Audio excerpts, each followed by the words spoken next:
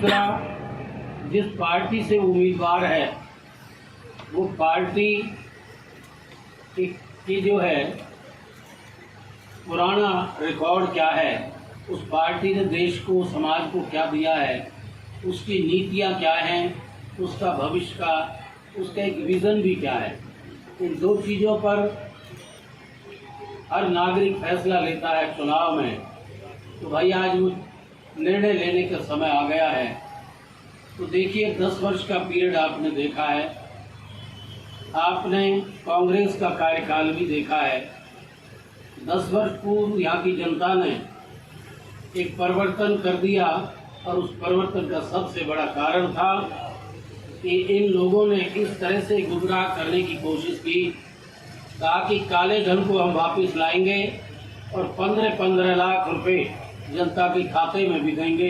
ये पहला वादा था। दूसरा वादा ये था कि भाई पेट्रोल और डीजल के रेट कांग्रेस ने इतने कर दिए, गैस के रेट 400 पे पहुंचा दिए और भैंसा बुकियों पर मोटरसाइकिल और गैस के सिलेंडर को रख के ये आंदोलन किया करते थे, डेमोन्स्ट्रेशन करते थे, आपको याद होगा। और ये कहा कि 250 रुपये में तो हम सिलेंडर देंगे और 35-40 रुपये में हम पेट्रोल डीजल देंगे। ये वादे आप लोगों से किए थे 10 वर्ष पूर्व, लेकिन वो वादे तो पूरे बहुत दूर की चीज़ रही। आज पेट्रोल 190 बिक रहा है, जबकि सस्ता आ रहा है। हमें 75-80% तकरीबन विदेश से तेल मंगाना पड़ता है। ये जब था कांग्रेस शासन में, जब 130 डॉलर का एक बैरल आता था, तब भी मनमोहन सरकार में 60-62 से फालतू नहीं होने दिया, टैक्स नहीं लगने दिए, इधर ज़्यादा खजाने पे बोझ पड़ा, लेकिन तेल का भाव इतने से फालतू नहीं होने दिया। गैस का सिलेंडर भी 400 में दिया, लेकिन आज तेल रशिया से 30-35% डिस्काउंट से सस्ता मिल रहा है। और ये पैसा कहाँ जा रहा है? इन कंपनीज को जा रहा है, इनको खुली छूट दी जा रही है। और आज भी 100 रुपये जो डीजल पेट्रोल बिक रहा है, तो ये सारी जनता के ऊपर ही बोझ डाला जा रहा है। ये आज आपके सामने है, गैस का सिलेंडर तुम देख रहे हो, वो हजार पे पहुँच गए 250 की बजाय। तो वादे 10 साल को इस समीक्षा करने का भी एक आपको समय आ गया है। ये सरकार हर दृष्टि से ही झूठ के जुमलों के आधार पर बनी और झूठ के जुमलों के आधार पर 10 साल पूरा कर गई।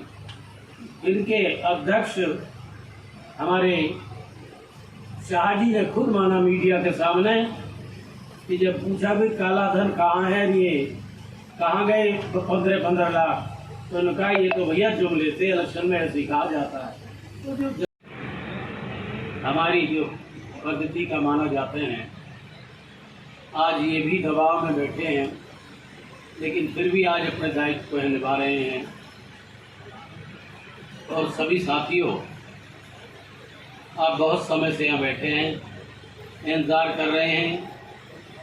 इसके लिए तो भाई चूँकि मेरे समर्थन के लिए बैठे हैं, लेकिन हुड्डा साहब भी मजबूर हैं। इनको इतना मीटिंग में इतना इनको तकलीफ भी हुई है, समय भी दिया है, इन्हें बहुत दूर भी जाना है, लेकिन फिर भी आपने इतना इंतजार किया है।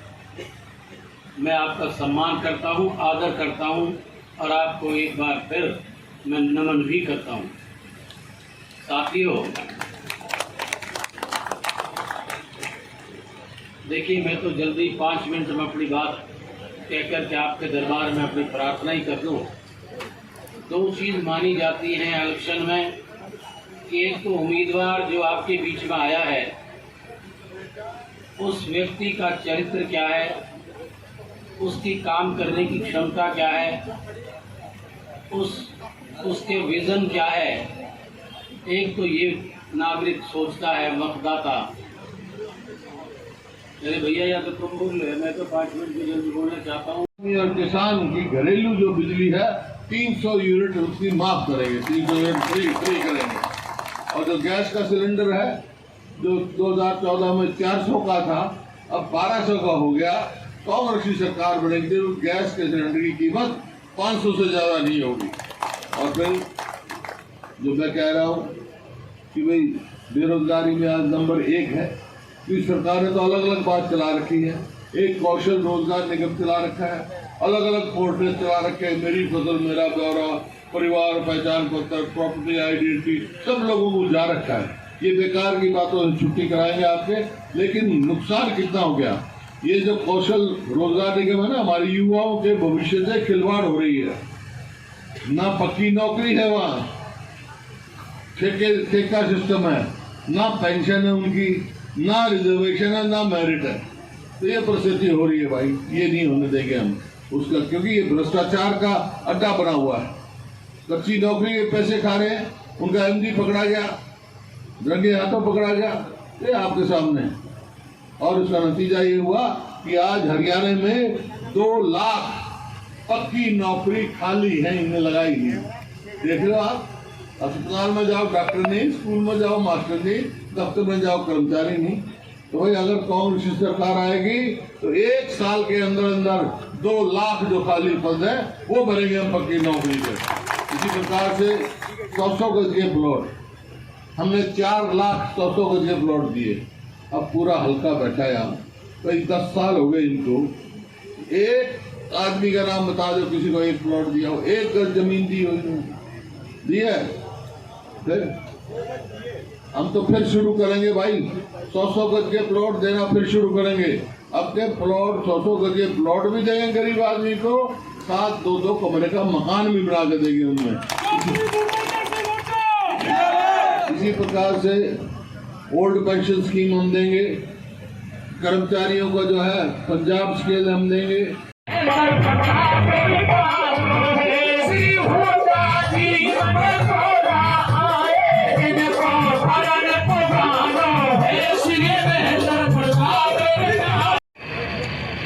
सम्मानित मंच आज के आयोजक वीएस सागर जी, भाई लोगों, हुड्डा मिनकोला आए तो मैं इनको परन पुगानो है, श्री महेंद्र प्रताप जितानो है।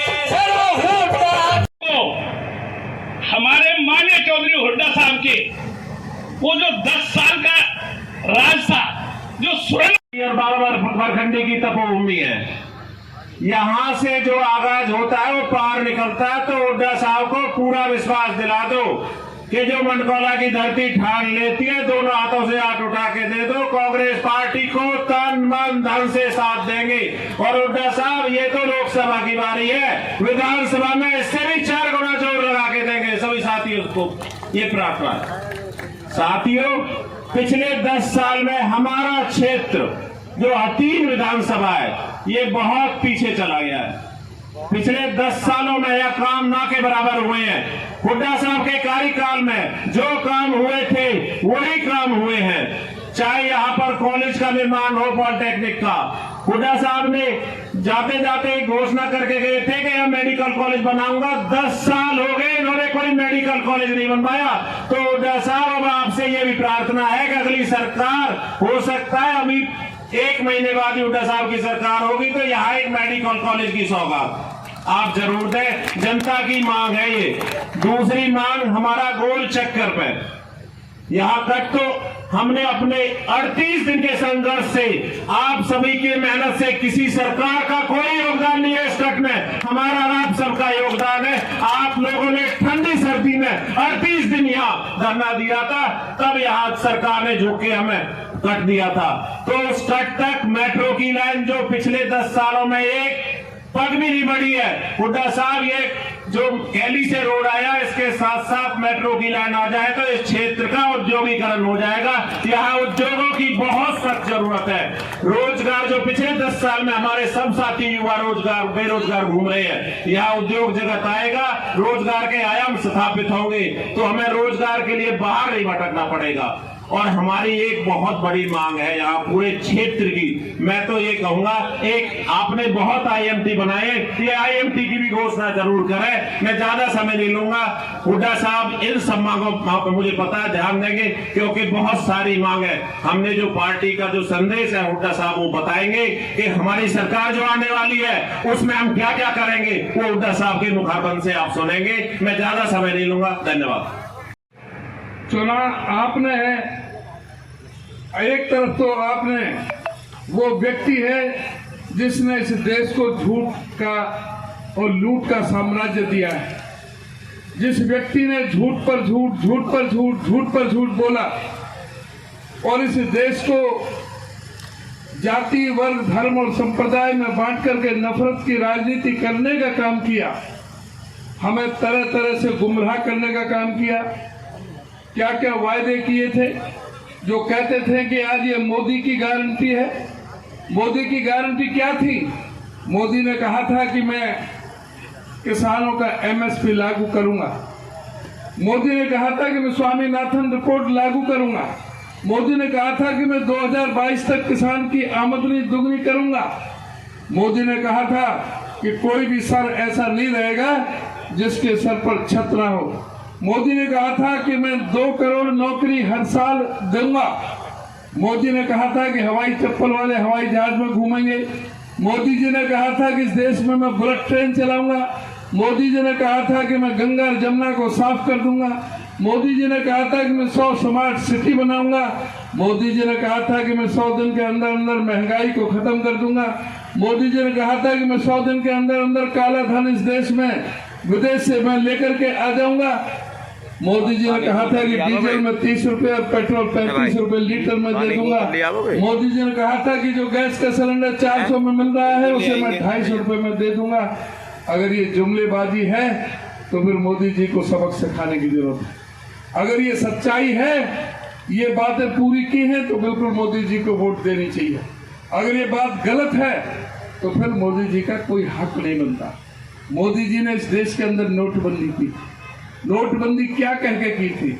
इस नोटबंदी से आतंकवाद खत्म हो जाएगा, इस नोटबंदी से नक्सलवाद खत्म हो जाएगा, इस नोटबंदी से काला धन आ जाएगा, इस नोटबंदी से नकली नोट खत्म हो जाएंगे। और नहीं तो मुझे 50 दिन का समय दे दो, किसी भी चौराहे पर खड़ा कर दो। तो अब आपको ये देखना तय करना है कि मोदी जी को चौराहे पर खड़ा करने का समय आ गया है। उस नोटबंदी से किसको फायदा हुआ था? वो 168 आदमी कौन थे जो मारे गए थे? उस नोटबंदी से 3.5 लाख करोड़ का रेवेन्यू नुकसान हुआ था। उस नोटबंदी की वजह से लाखों फैक्ट्रियों में ताले लग गए थे। उस नोटबंदी की वजह से 12 करोड़ लोगों का रोजगार छिना था। उस नोटबंदी की वजह से सारा काला धन सफेद धन होकर के रह गया था। उस नोटबंदी से किस किस को फायदा हुआ? आज नरेंद्र मोदी नोटबंदी के नाम से क्यों नहीं वोट मांग रहे? आज इस बात को सोचने की जरूरत है, क्यों नोटबंदी के नाम से वोट नहीं मांग रहे? इन लोगों ने सिवाय झूठ की दुकान की है, हमें गुमराह करने का काम किया है। मैं ज्यादा समय नहीं लूंगा, रात की बात हो रही है। मैं केवल ये कहना चाहूंगा, आपके सामने चौधरी भूपेंद्र सिंह हुड्डा जी बैठे हैं। हुड्डा जी के आप कार्यकाल का समय आप देखें कि हुड्डा जी जब मुख्यमंत्री थे, इस प्रदेश के अंदर 81.5 किलोमीटर की मेट्रो लाइन आई थी। बल्लभगढ़ तक मेट्रो कौन लेकर गए थे? हुड्डा साहब लेकर के आए थे। गुड़गांव तक कौन लेकर आए थे? हुड्डा साहब लेकर आए थे। बहादुरगढ़ तक कौन लेके गए थे? हुड्डा साहब लेकर के गए थे। इस प्रदेश के अंदर 4 बड़े बिजली के कारखाने, जिस पर 43,000 करोड़ रुपए खर्च किए थे, 5400 मेगावाट की बिजली पैदा करने का काम किया था, जिससे इनको सरप्लस बिजली सौंपने का काम किया। अगर वो 4 कारखाने हुड्डा साहब नहीं बनाते तो आज बिजली की कितनी बड़ी किल्लत हो सकती थी, ये आज सोचने की बात है। तो भैया 2 मिनट नहीं है, सुनिएगा एक प्यारा सा गीत आपके लिए।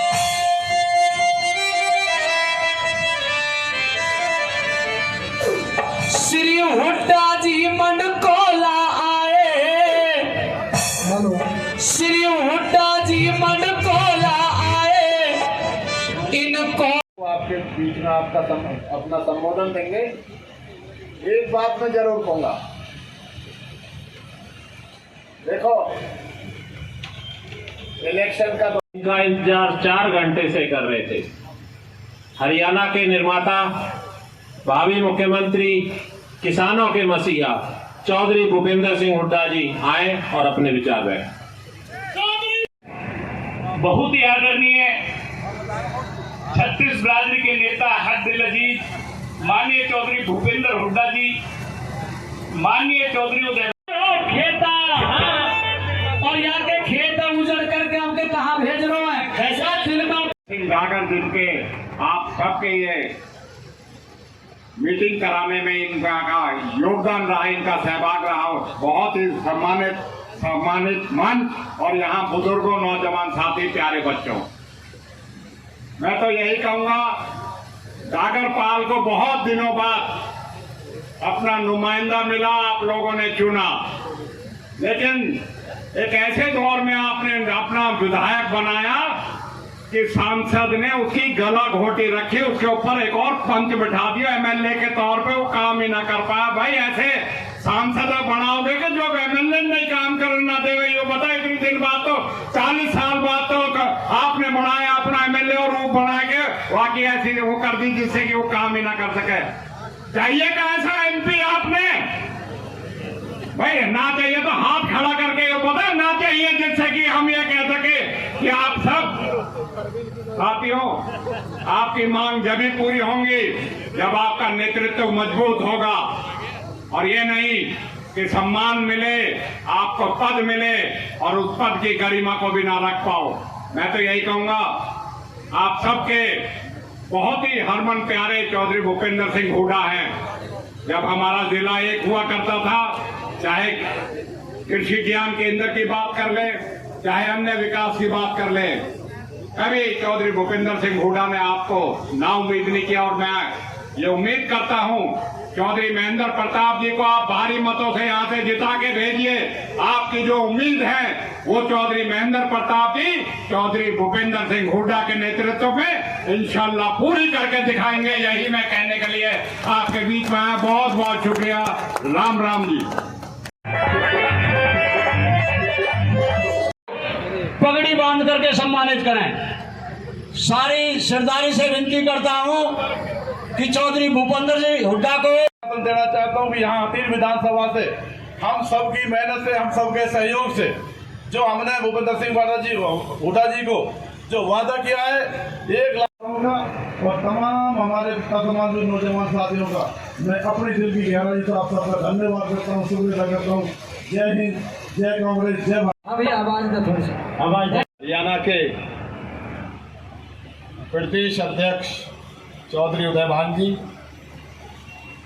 हमारे बीच में, हरियाणा फरीदाबाद लोकसभा क्षेत्र के प्रभारी और हमारे नूह इलाके के नूह जिले 5-7 मिनट में अपनी बात को करता हूँ। जैसे चौधरी उदयभान सिंह जी ने बताया कि आज पूरे देश में लोकसभा के चुनाव हो रहे, 2 गठबंधनों के बीच में है। एक है एनडीए गठबंधन जिसमें भारतीय जनता पार्टी है, दूसरा है इंडिया गठबंधन जो कांग्रेस के साथ 26 पार्टी हैं, जिसमें हमारी स्टेज पर आप पार्टी के भी नेता बैठे हैं, कांग्रेस के भी नेता बैठे हैं, आप पार्टी भी है उसमें सम्मिलित, समाजवादी भी है, कम्युनिस्ट पार्टी भी है, इस प्रकार से 26 पार्टी। क्या मकसद था इन 26 पार्टियों में इकट्ठा होने के लिए? क्यों इकट्ठे हुए? ये इनका लक्ष्य एक ही था, प्रधानमंत्री बनने का नहीं। इनका लक्ष्य है देश में जो संविधान बना है, इतनी कुर्बानियों के बाद आज़ादी हुई है, संविधान बना है, उस संविधान को बचाना है। संविधान बचेगा तो भाई प्रजातंत्र बचेगा, प्रजातंत्र बचेगा तो आपके अधिकार बचेंगे, चाहे वोट देने का अधिकार हो, चाहे कोई अधिकार हो। ये है आप देश की राजनीति, और सारे देश में हवा आ रही है, समर्थन मिल रहा है। मैं आज कह के जा रहा हूँ कि देश में केंद्र में इंडिया गठबंधन की सरकार बनने जा रही है, और वो सरकार बनने के बाद क्या होगा?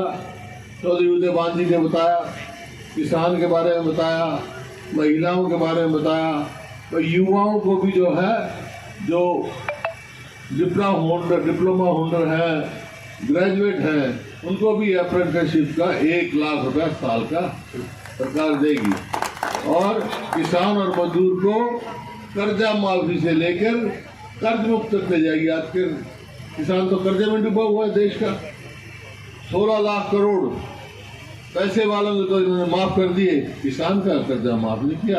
किसान के ऊपर तो 23-24 लाख करोड़ हो गया। तो ये बात, तो इसके अलावा मैं सारे प्रदेश में घूम के आया हूँ। एक और लोगों ने मन बना रखा है, मैंने सबसे पूछा सवाल, आपसे भी पूछूंगा छत्तीस बिरादरी ने ये मन बना रखा है कि जो चुनाव होंगे लोकसभा के फौरन बाद हरियाणा विधानसभा के, उसमें कांग्रेस पार्टी की सरकार बनाएंगे।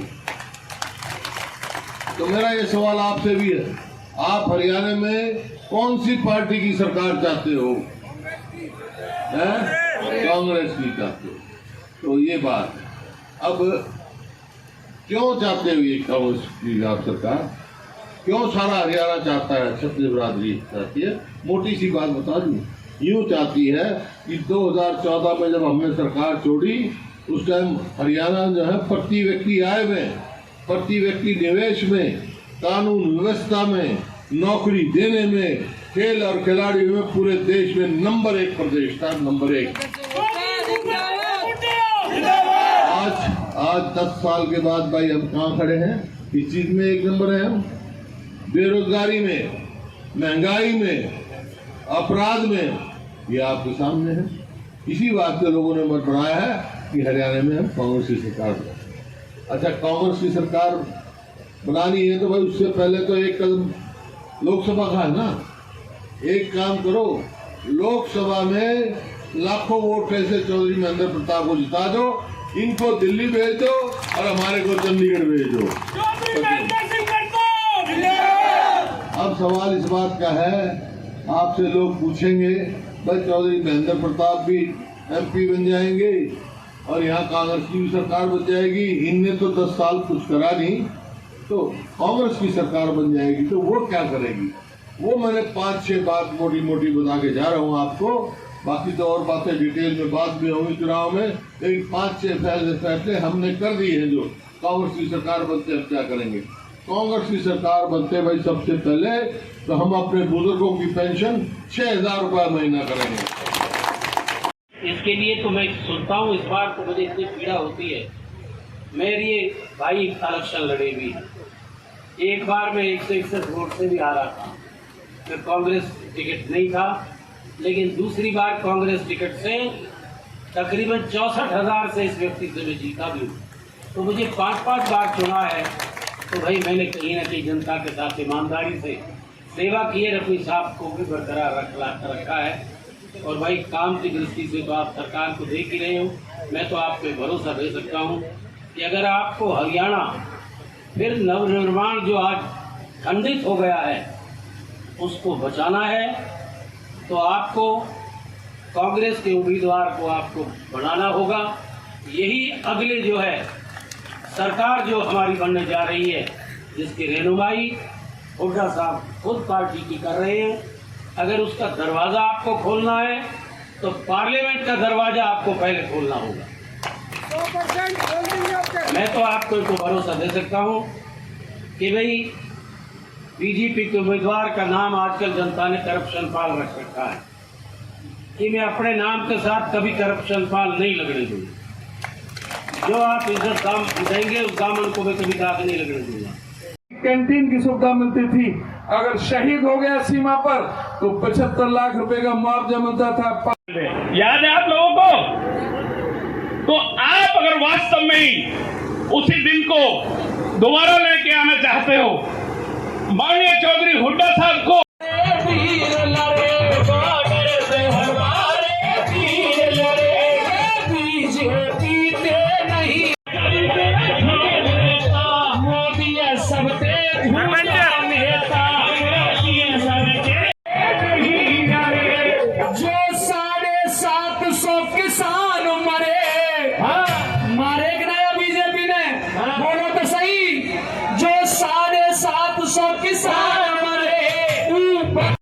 अपराध आप रोज देख रहे हैं, अखबारों में पढ़ते होंगे, फिरौती मांगी जा रही है, कत्ल हो रहे हैं, खुलेआम बदमाशी चल रही है। ये सरकार कुछ नहीं कर पा रही, ऐसा लगता सरकार ही नहीं है। ये ऐसे हालात हरियाणा में 2004 में भी हो गए थे। 2004 में तो आपने 2005 में मौका मेरे को दिया, और मैं जब मुख्यमंत्री बना तो बनते मैंने एक बात कही थी, बदमाशों या तो बदमाशी छोड़ दो या हरियाणा छोड़ जाओ, याद होगा आपको। और 10 साल हरियाणा ने खूब विकास किया। आपके यहाँ भी जो कहा वो किया, जो कर सके। अभी और समस्याएं भी हैं आपकी, मेरे को मालूम है। यहाँ जमीन भी खराब हो गई, सेम हुई हुई है। सेम कैसे खत्म होगी मेरे को मालूम है, चलो वक्त आएगा जब बताएंगे। और बहुत सारी बात वजीर जागरण ने भी कही है, तो वही ये कब हो सकती है? कब हो सकती है ये बात? जब हो सकती है जब आपकी सरकार बन जाए। आपकी सरकार कैसे बनेगी? उसके लिए पहले लोकसभा में महेंद्र प्रताप जी को भेजना पड़ेगा। तो एक बात कर लेते हैं, हम कांग्रेस की सरकार आते बदमाशों को तो हरियाणा में रहने देंगे, बदमाशों को तो बाहर करेंगे। और लेकिन एक बात कर लेते हैं, फैसला कर लेते हैं, एक बात मेरी मान जाओ, एक बात जो तुमने कहा मैं आपकी मान जाऊंगा। क्या मेरी क्या मानो? भाई महेंद्र प्रताप जी को लाखों वोट से जिता के भेज दो, मानोगे ना? तो सारी बात मैं मान जाऊंगा जो आपने कहा है। तुम यहाँ से लोकसभा में इनको लाखों वोट से जिता के भेज देना, हरियाणा में तुम्हारी सरकार में बना दूंगा भाई, कांग्रेस की सरकार में बना दूंगा, ताकि हम विकास करके। और तभी ये बात आपकी मांगे जो है तो जी जब तो होगी पूरी, जब आपकी सरकार बनेगी। तो इन्हीं शब्दों के साथ मंजूर है आपको मेरी बात? आज करेंगे बता। बहुत बहुत धन्यवाद भाई, जय हिंद। जो है सेवा भाव को जिन्होंने पूरी जिंदगी अपना जो उद्देश्य रखा है, चौधरी महेंद्र प्रताप जी, जो इंडिया गठबंधन कांग्रेस। शब्दों में जय हिंद, जय भारत, सभी को राम राम, नमस्कार। अब मैं प्रार्थना करूंगा तो अगर वहां पर शहीद हो गया तो जीप में रख करके घर पे छोड़ जाएंगे। किसी तरह की कोई फैसिलिटी नहीं। कांग्रेस ने वादा किया